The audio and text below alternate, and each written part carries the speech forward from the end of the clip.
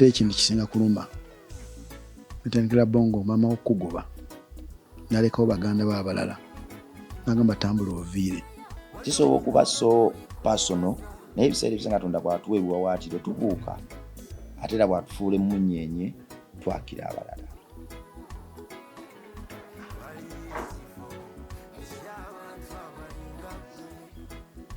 Akaseera kazibu nnyo naye omuweereza aweereza abalungi n'ababi era awulira ebigambo ebirungi n'ebibi. Naye baana bangi bali mu nsi muno batambulira mu bikolimo by'abazadde baabwe. Mama yamuzaala tamwagala, mama yamuzaala nga nsobi.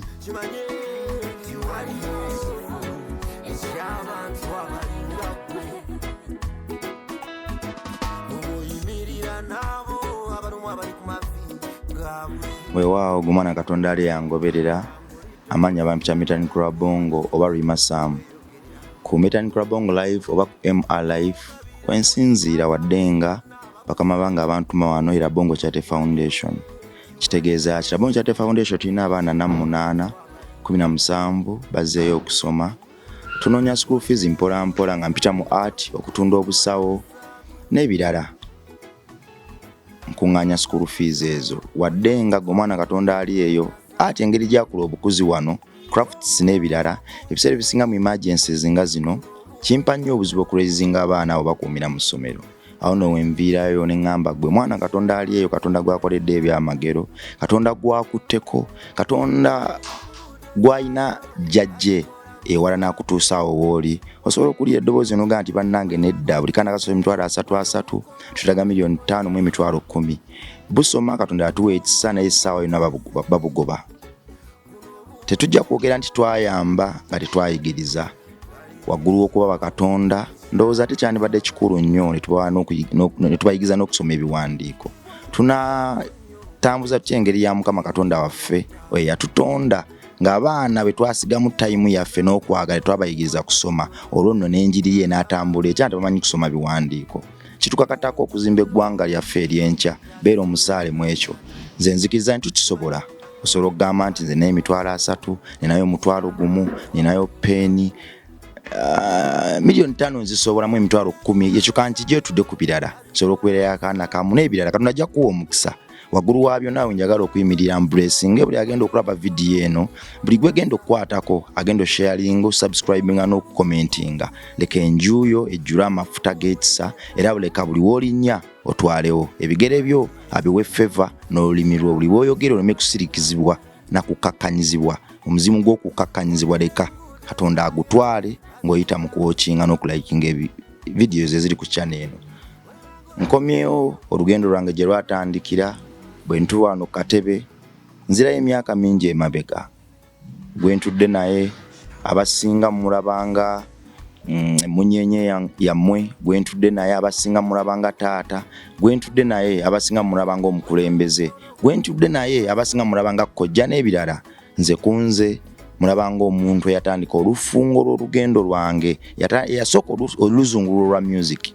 Bwe nali ndi mwala neebase oluyimba lwange olwasookera ddala okuba ku radio lwayita nagugumuka n'empita be nali nsuba nabo mwala ne mbagamba akayimba kange kakubye ku radio. Tekyandikoze makulu ku mulala wadde nga kunze kyali kikyusa bulamu era kyamponya magombe. Ekikola amakulu ku mulala kiikino. Twali ku Dembe FM saa 6 ez'ekiro omukulu ono kwe yali akolera. Pastor Bujingo yali yakavaako yali ayingira ngenda okuwulira mu moment eyali esinga okuba enzibu ennyo gye tuyita climax ng'oluyimba lwange luvuze. Okuva olwo sirekera nga okuloota, okuva olwo likadde nfuna ebirooto ebipya. Omwami ono teyakoma okwo. Bwe twali mu katuubagiro k'ebyobulamu nga biganye essubi nga liri wansi nnyo still yajjanga ku mmeeza yange n'ajjuzaako okwagala n'omukwano nga ngamba nti bw'osigala ng'okola ojja kuba waakabi ekiro kyo kijja kutuukirira. Weyongera okukkakkana okuwa abakulu ekitiibwa okuyigira ku boolabako n'okwesonyiwa ebikuyitiriddeko. Nzize ntambulira ku mpagi ezo paka wano wendi. Bangi abanjagadde olw'okwagala, abantenda olw'omutima omulungi era abamu ne mbajjukiza nti sinze ayamba oba sinze wa mutima mulungi wabula Katonda yankozesa nze ogwange gwa kugonza mutima ne ntuukaawo w'abantumye mukadde bwe muba mutenda ebyo nze ku lwange ntenda abantu abansomesa okwagala abanjagalira obwemage bessaawa wadde na musaala nagumu mu ngalo zaabwe kuba nali siina bye bankolako edda bye nkola kati era nsuubira obulamu bwange bwonna obusigaddeyo butambuza nga bwe banjigiriza nga nkozesa ekigambo kulwa Katonda n'ensi yange nsanze okulaba sebo. Amiina, nsanze okubeera wano. Nsemanya empeerezaayo n'ensigo y'okwagala gyogezaako okuteeka ku bantu n'enkyukakyuka mulamu bw'abantu gy'okulyetinze n'emikwano gye giri ku channel yo egikuyambako ku bantu n'okukyusa obulamu bw'abantu abalala. Omanyi okukyusa obulamu bw'omuntu omulala tekitaaga kubeera na billions of money n'akatini koyina ng'omuntu kasa okuteekawo enkyukakyuka mu bulamu bw'omuntu. Teri kintu kisinga kubeera kibi kubanga oyina naye nga tolina muntu yagamba muntu ono yannyamba. Nze omuntu yannyamba yanjigiriza nti n'ensulo y'okugaba bw'otagiryako abaana bo baligiryako. Empeera eri mu nsulo y'okugaba era obeera omuntu ng'essaawa zino olaba vidiyo eno ng'owulidde omulanga gw'okuyamba omwana wa Uganda ow'enkya omulanga ogwo guddukire kubanga omulanga ogwo oyinza ogutulanga ogw'okuzannya naye gulimu empeera gy'otamanyi muwendo. Omutima ogugaba ne Katonda agwanukula, omutima ogugaba ne Katonda aguprotectinga, omutima ogugaba ne Katonda aguwa ensulo ey'obugagga. Beera omuntu asobola okuliyetinga ensulo ey'obugagga mu bulamu bw'abantu abalala. Yagaliza ofune. Bayibuli egamba oyagalanga nnyo mulirwanaawo okusinga weeyagala. Mulirwanaawo kitegeeza abaana b'ozadde, kitegeeza ebintu bingi nnyo mu bulamu bw'ensi. So nkusa muganda wange Metandikira Bongo akuyita oyambe abaana Bannayuganda ab'enkya. Bayinza okuba nga si baganda bo, bayinza okuba nga tebalinaako Luganda, naye abaana Bannayuganda abeetaaga ekibegabega ekyokkaabirako. Tebalina kibegabega kirala kiyinza okuba nga kibakaabirako okujjako ekibegabega kyo. Mu bulamu bw'ensi obeera ng'ekintu ky'okulabirako osobola okuba nti okyusa Uganda. Okubeera maama kigambo kinene n'okubeera taata kigambo kinene. Tekitegeeza baana b'ozadde mu ndaayo oba baana bava mu ntumbwe zo. Okubeera taata kitegeeza okuweerera abaana b'otamanyi. Okubeera maama kitegeeza okulabirira, okujula, okola ebintu bingi nnyo ku baana b'otazadde. Maama kigambo kiwoomu kubanga maama bwa buvunaanyizibwa obw'ensi era buli mukazi yonna gy'oli n'otayamba mwana wa muntu gw'otazadde manya oli maama omubi. Maama omubi yasobola okulaba omwana w'omuntu omulala nga tagenze ku ssomero nga babe bagenza ku ssomero nga ate alina obusobozi obuteekayo enkyukakyuka n'ateekawo enkyukakyuka. Enkyukakyuka etandikira ku ggwe nange. Aye n'ekirala bw'oyiga okugaba ne Katonda alikusembeza kumpi naawe naye. Omuntu omulala ali eyakulaba for the first time alina omuntu gw'alaba wadde nga ku saidi yange nze nno nkuyita entandikwa y'ebiwawaakiro byange, nkuyita entandikwa y'olugendo lwange. Tetweyanjudde kwoyakola for the first time. Amannya go gwani? Amannya agange bampita Kugiziwe Jacob, agakola ssente bampita DJ Jacob Mutuuze. Ndi ssentebe w'Obunamwaya, ndi media personality, ndi taata, ndi businessman, ndi mukulembeze, ndi konkola ebintu bingi. But mu bufunze oyinza okuntwala DJ Jacob Mutuuze, omuyambi w'abantu. Emyaka mingi emabega wali star kubanga wakwata ensi eno n'ogikuba leediyo ng'omuntu waba tateze kulya programu ye leediyo tejjula. Abantu abamu baddira ne leediyo ne babala abaagalwa bawe nga bafulumyemu ne bazitta zireme kuva mu Ddembe FM. Olw'amaanyi ge waleeta n'omuyaga gwe waleeta n'enkyukakyuka gye waleeta mu ggwanga ng'oyita mu kaweefube w'okukyusa amalowoozi agayitiranga ku leediyo, komate yaago, embeera yaago n'ebirala. Bwe nakubidde essimu for the first time wazeemu n'okolera ddala ekintu kye wakola emyaka 10 emabega. Bwe nakusabyeyo appointment nabadde ndowooza engeri gy'oli bize nnyo. Ogenda kuŋŋamba bampandiike mu kitabo mpite mu protocol nzize njije paka bwe ndikufuna. Naye ate ekyasinze okuneewuunyisa kye wakolera ddala nga wakansinkana wakizeemu waŋŋambye nti vuga ojje Bunnamwaya olunaku lwonna lw'oyagala ngenda kuba available for you. Kukwe kiki lwaki wadde oli big brand still amalala gaganya okuyola ku bigere byo? Mbadde mmanyi nti gwe omuntu kubanga brand yo teyenkanika, gwe omuntu omunene nga gwe ate abantu nga ffe kutuukako still tulina kulwana kubanga yenkola mu ggwanga lyaffe.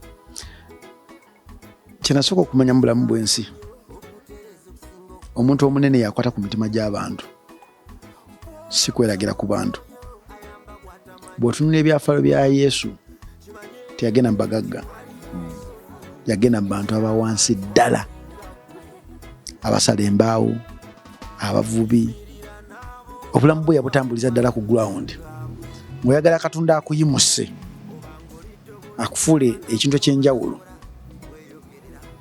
buli muntu gw'akuyisizza mu mikono gyo n'ajja mu maaso go n'omulabako wooti n'oyogeragana naye, omuntu oyo tomwerabiranga. Era buli muntu era akedde ku makya n'akusemberera, abeera n'ensonga lwaki akusemberedde mu bulamu bw'ensi. Ekintu ekiyitibwa amalala nakiyina emyaka 15 emabega nga nakafuna ku linnya, naye we naluzinga omulimu gwange gwasookera ddala ku ddembe nga bangobye, nagamba siyiddamu kukeera kumakya kubeera n'amalala kubanga amalala tegenda kigazza wazira gakeera kumakya kukisalako mikisa ng'omuntu. Mulamu wange neeyama obutalinnyirira, obutavuma, wazira okuinspiringa n'okugamba omuntu olunaku lwali oyinza okuba ng'oli mu mbeera mbi naye ng'olugero lugenda kukyuka olunaku olw'enkya nti maama wo ne taata wo bayinza okuba nga tebakwagala naye yakeera mu ky'okuteeka mu lubuto lwa maama wo akwagala. Oyo yakumanya nga bazadde be tebanaakumanya, ye kamala wa byonna. Omuntu ayinza okugamba nti nno tosobola, tolimalako, oligenda kubeera failure, naye yawandiika future yo, yagiwanika ne bazadde bo tebamanyi, agenda kufula ow'enjawulo. Ekinfula okuba omuntu bw'atyo, metandikira bongo nkumanyi, ng'oggyeko by'okubeera omuyimbi oli kyali wange, ate oli muntu gwe ndabye nga yeerandiza, ate oli muntu gwe mmanyi nti okola ekintu ekyongerako ettaffaali okukyusa ensi yaffe Uganda. Abantu bamanyi okukyusa ensi Uganda balina kukyusa president. Okukyusa Uganda olina kuinspiringa muntu, olina okukeera kumanca kukwata ku muntu ku mukono, olina okuyamba omuntu, olina omulaga nti n'obukulembeze n'okukyusa Uganda tebutegeeza kufuna president mupya, wazinaye mu kapasite yaffe eno gye tulina ng'abantu. Tusobola okuteekayo ettaffaali ery'okwagala Uganda, osobola okuteekayo ettaffaali ppya mu Uganda. Kyova olaba nze mubaamu ebintu kati bitakyandya. Bw'onsanga omuntu gwe nali mmanyi nga yafuuka sita nanneeragirako, mugamba Mukama Katonda muyamba azuule amazima, kubanga teri kintu kisinga kubeera kibi kufuuka sita notandika okugyawo amadaala agakuyamba okuwanika eyo waggulu. Ago amadaala gojjawo ge madaala ge gama gajja kulaba ng'ovaayo waggulu ng'ogwa ekigwa gamba watuyitanga kwana nga totubuuza kati koolabe. Nze sanda siisa muntu maaso kubanga mmanyi yakyusa olugero lwange. Eyanzija ku street teyakoma kujjako nze nzekka, eyanzija okulya mu kasasiro teyakoma kujjayo nze nzekka, eyanzija ekampiningisa teyakoma kujjayo nze nzekka. Katonda asobola okuyimusa omuntu n'akusinga emirundi 10. Katonda asobola okugaggawaza omuntu gw'otasuubira kugaggawala ku myaka 7, ku myaka 5, ku myaka 3, ku myaka 15. Oli n'afuna ssente ku myaka 20 nga gw'ozikoze obulamu bwe bwonna, oli n'afuna ku myaka 60. Katonda akyusa obulamu bwe. So nsaba nnyo nti Mukama Katonda w'oliba ompadde ssente, w'oliba ompadde erinnya, terinneerabizanga kikyoli. Omuntu alina Katonda mu ye n'amalala tegamwettanira, omuntu atalina Katonda n'amalala gamwettanira. So nkusaba nnyo, nsaba nnyo. Akawaayiro ke kamu bwe tuddako ku brand yo nga gwe omuntu, onansonyiwa naye kino ngenda kyogera, gwe kabaka wa controversies. You are the king of controversies. Ekyo nkirabyeko era n'obujulizi mbweyina. Wakolanga ebintu bingi nnyo ebyatekanga abantu ku bunkenke. Wayugumyanga, wakolanga amawulire agakubanga nga gakubira ddala paka mu famire z'abantu. Era nze kamwakwogera nakulabanga edda ng'oyambadde empale ng'ekyandibadde eky'emmaaso okitunuza mabega, ng'ekyemabega okitadde mu maaso. Tewakoma okwo n'okola program eyali eyokyange kugamba eyali esala ng'ekiri ekyogi ekyebi kugamba ekyebitale ebibiri nobanga okuba gwomukuba atandika amawulire ag'okusabula abayimbi paka kwekyawa kwagala kukuba kikonde wakwatanga omuyimbi nga waba tannafukamira ku mavivi gamba nti onzita nsonyiwa tewamutanga wateekangawo olutalo era watondangawo olutabuli walwagaliranga ng'okiraka Napoleon ne Pope mu byafaayo abantu abo buli lutalo lwonna lwe bayagalanga lube lwabanga ate lwe bayagalanga luzikire lwazikiranga wayiseewo ebbanga nga omugigi gwe watandika gwafuna obwana bungi wali musota bwabiika amagi obwana bwayalula buli kamu ne kakwata ekkubo lyako ebbanga lyayita entalo n'ozirwana kyanneewunyisa nnyo from day and then n'obuuka mu kigaali kye watandika ate n'ofuna omuntu omulala mu ggwe naye ate ekyennaku nti bonna abaana abalipira ekigaali kye watandika tebasobola kukyuka wakibalekamu nekibatomera gwe nga ggwe olowooza enkola y'amawulire eyo teaffectinga enkola y'amawulire mu Uganda naddala mu entertainment industry?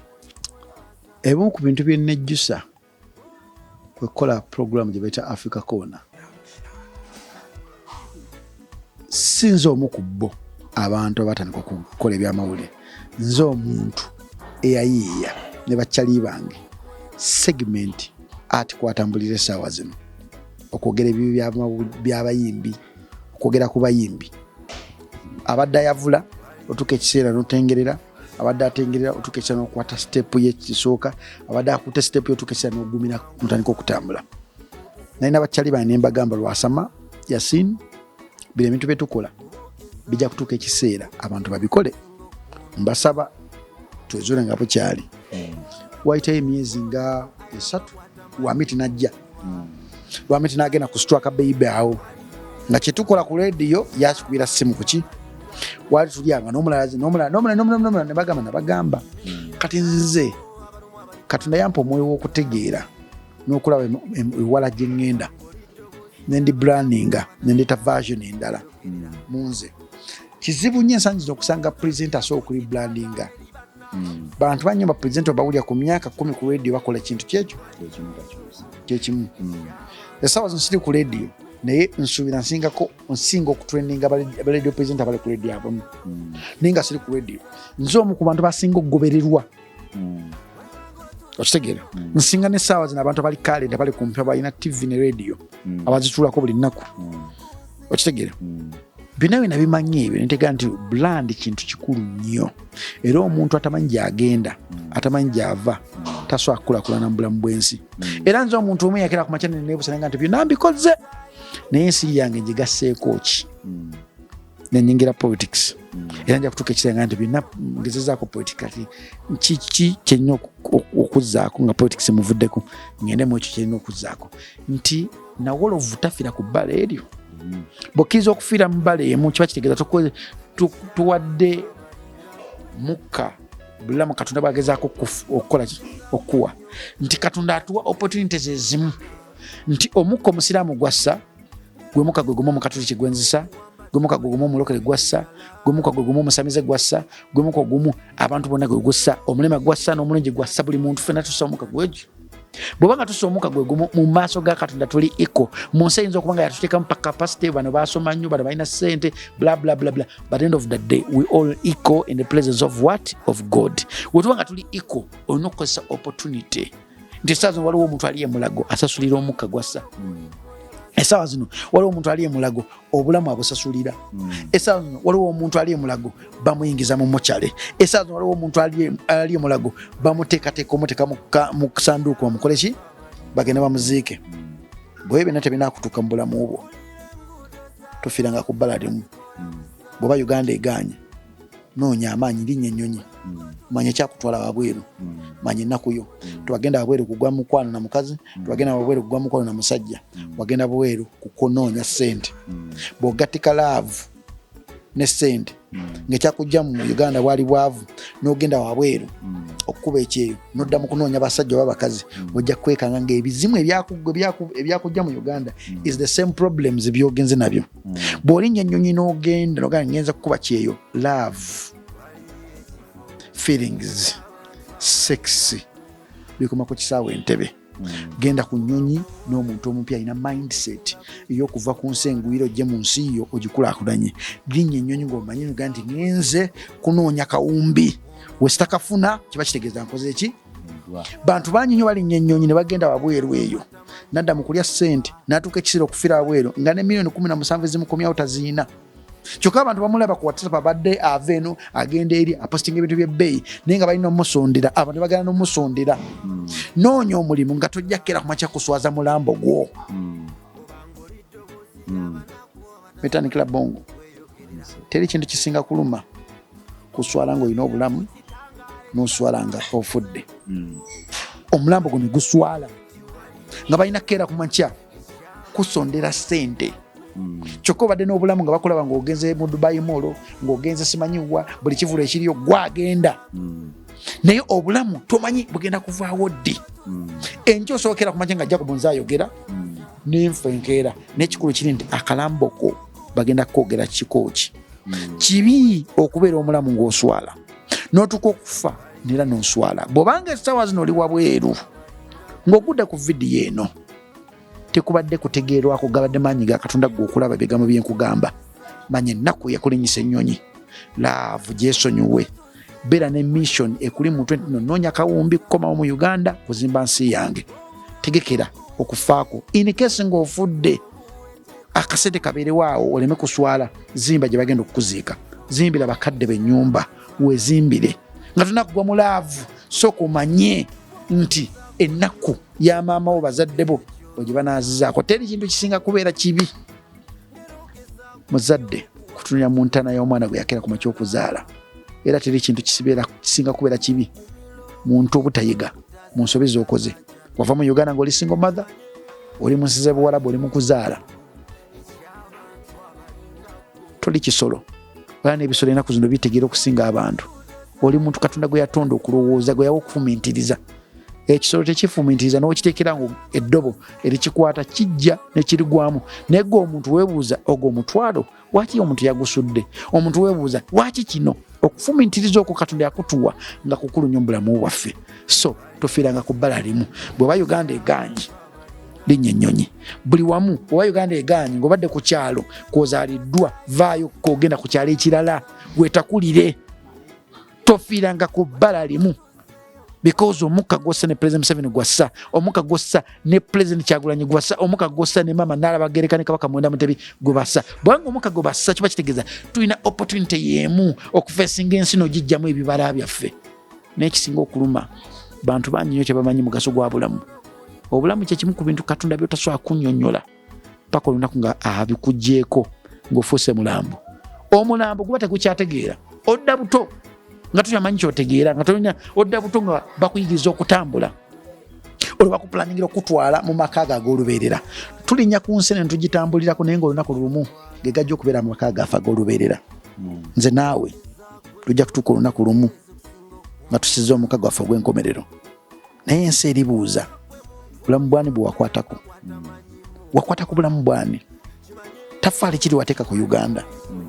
Tafaali ki eryaleetera ensi okukyuka? Ekigambo kwe bimu ku bintu ebikyasinza okubeera n'amaanyi. Kobe ng'okikomentinze bukomentize ku vidiyo oba ng'okyogedde. Ekigambo kye kimu ku bintu ebisobola okudistroyinga oba okumekinga. Kyovala nagambye nakola ensobi mu bulamu bwange okukola program gye bayita Africa Corner kubanga yamenya emitima gy'abantu. Ya destroyinga relationship z'abantu, ya destroyinga mentality obwongo bw'abantu, yaleetera omuntu obutekkiriza, yaleetera omuntu okubanga alivinga in miserable life. Kati essaawa zino tosobola kunsanga nga nkutte vidiyo mpemula because manyi nti wempemula mba ndestroyinga. Obeeranga muntu ategeera mistake zo n'ozigolera ng'okyali mulamu. Kanyomero ke kamwawo Mr. DJ Jacob. Bwe mwatandika craft eyo bwe mwagidraftinga wansi yafuna abagoberezi. Mwatandikawo trend empya ng'omuyimbi okuba ku top alina kukola mawulire. Era abantu batandika okwebika. Oli nayimirira mu kisenge kye n'agamba nfudde. Ze bayita stunt. Oli yatandika okulumbanga emmotoka yo n'agikoona naye nga beeteesezza. beekubiranga amasimu naga tuwayo tusinkaneko mu mabaala twekubemu naye tugenda sindikayo baana bano kwe tetujja kwekuba naye bana eggaali eno kayeekubemu tusobole trendinga ebyo byonna byava ku African Corner. Mbinako obujulizi bwenga gwe omuntu gulire ki ng'okyakola programu eyo gye wali okoze nga naguno gwaka ekyakulumya omutima n'ogamba singa nsobola okuzza time emabega eggulire lino nandisangudde ku likodi y'ensi yange. Mawulire mangi naye eggulire linakola nempulira nga terindese kyekimu olunaku lwe nabika Bebe Cool yali Fool's Day nga tuyingira 6:00 namala kwogera ne Bebe Cool tuligakola ekintu bwekiti newekiti nga tulina okutunda kiwaatule edda nirako ayita kyabijjukira abantu beerabira nnyo naga ate wayita bazo nga zifuna abantu yali 6:00 nenyingira nga naye Bebe Cool afudde bali bakamalamu kuba amasasi dakika 3 nemala nga nkuba ennyimba za Bebe Cool ngompa profile ya Bebe Cool bananga afudde omusajja Bebe Cool amasimu gamuyitirirako najja ku ddembe ng'alina ne wuzi nga n'ebiwundu tebinakala n'akasukuba omuggo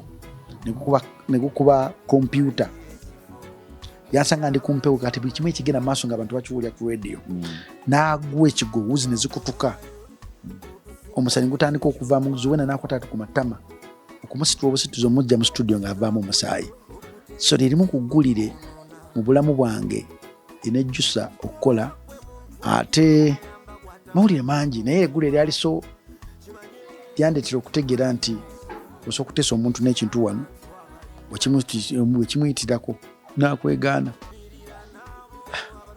n'abantu yabafuna ekiwaatule zezimu ku shy thing zasinga okufuna abantu ekiwaatule ngeri eggulire nejjusa kubika Bebe Cool nti yafa weewaawo mu bulamu bwange nze nga nze nyimbye ennyimba nnyingi mu lugendo lwange olw'okubaako nange gwenfuuka lwentunulya omuntu gwe nali emabega ebiseera ebisinga ntya nnyo okuddamu omufeesinga mu kawufu oyo nkoze ebintu bingi okulaba nga nange Rima Sam oyo yasulanga ku luguudo yalyanga kasasiro taddamu kusinkana Rima Sam ono mu kawufu oyo neetuma Metan Club ng'okwongera okubrandinga products zange mu ngeri unique zeme kubuzaabuzibwa na z'abalala lumu nakyalawo ku Ddembe FM kubanga ndowooza gwe muntu eyanyanguyiranga okukyalako era buli we najjanga wanyanirizanga nalina oluyimba baluyita Sorry Mama nze mbulamu bwange it is the most powerful song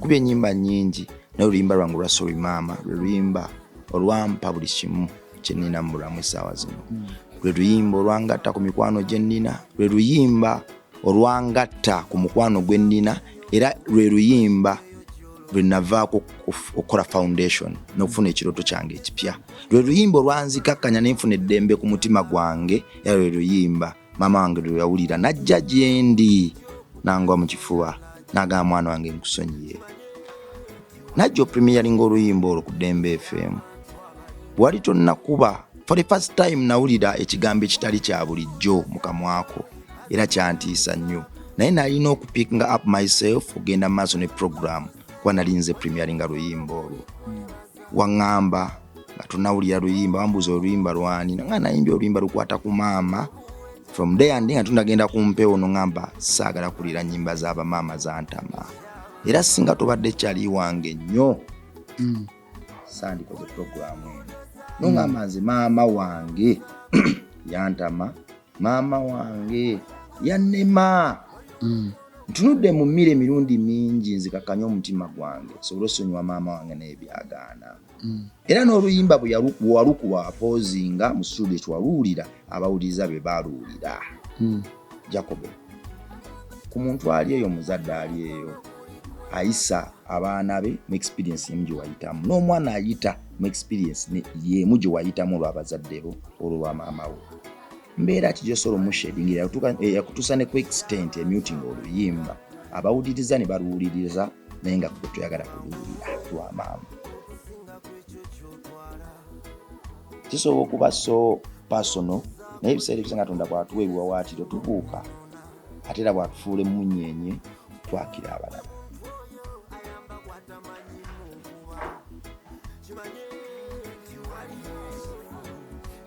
Kaseera kazibu nnyo naye omuweereza aweereza abalungi n'ababi era awulira ebigambo ebirungi n'ebibi, naye ekiva ku bukugu bwa muweereza obwo n'amafuta Katonda ge yamuwa okukakkanya emitima gyabo n'okuyimusa emitima gy'abalala.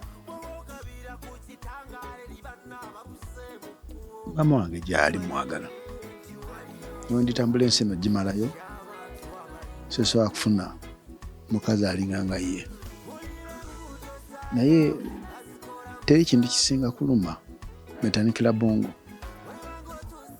kusula ku street ng'omanyi olina maama wo ne taata wo.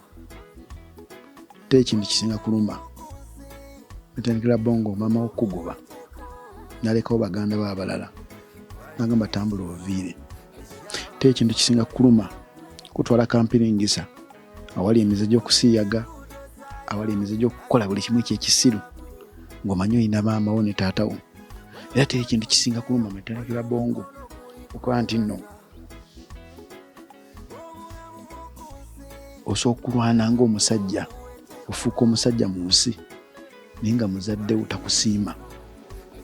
Baana bangi bali mu nsi muno batambulira mu bikolimo by'abazadde baabwe. Maama yamuzala tamwagala, maama yamuzala nga nsobi, maama yamuzala nga omuntu atalina makulu. Mukazi wattu musajja wattu n'atoba nnyo okwagala maama we nga maama tayagala.